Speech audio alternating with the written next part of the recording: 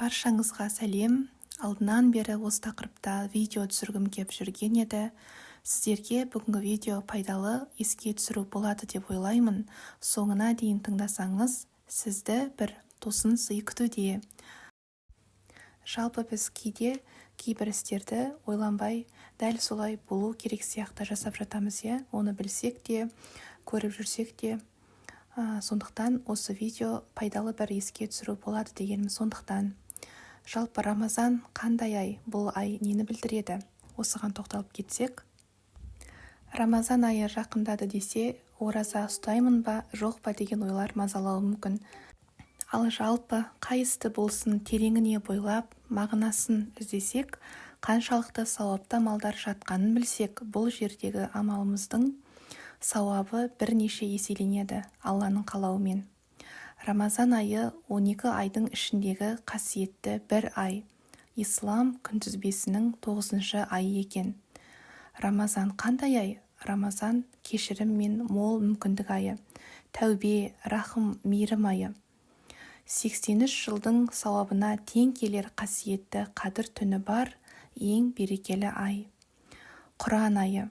Адам баласын тура жол мен бақытқа бастайтын, ақиқат пен жалғанның ара жігін ажырататын Құран аяттары түсе бастаған ай.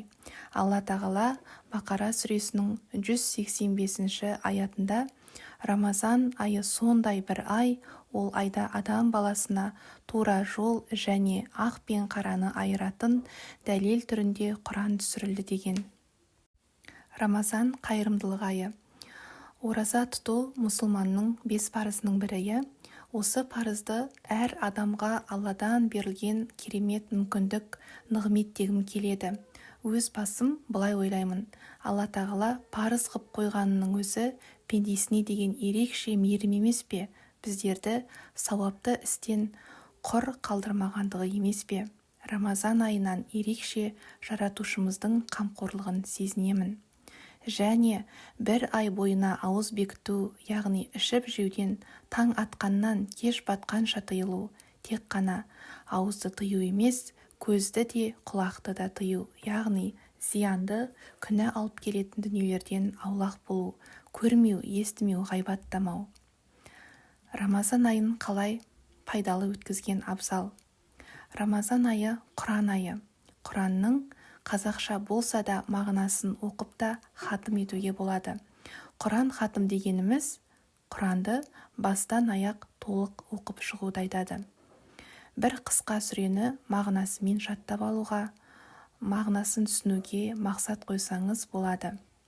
Құранды толығымен хатым ету деген осы Рамазан айында 30 күн бойында бастан аяқ оқып шығуға үлгермесеңіз, бір сүрені, бір жүзді оқуға болады. Келесі Рамазан айына дейін аяқтап бітірсеңіз де болады.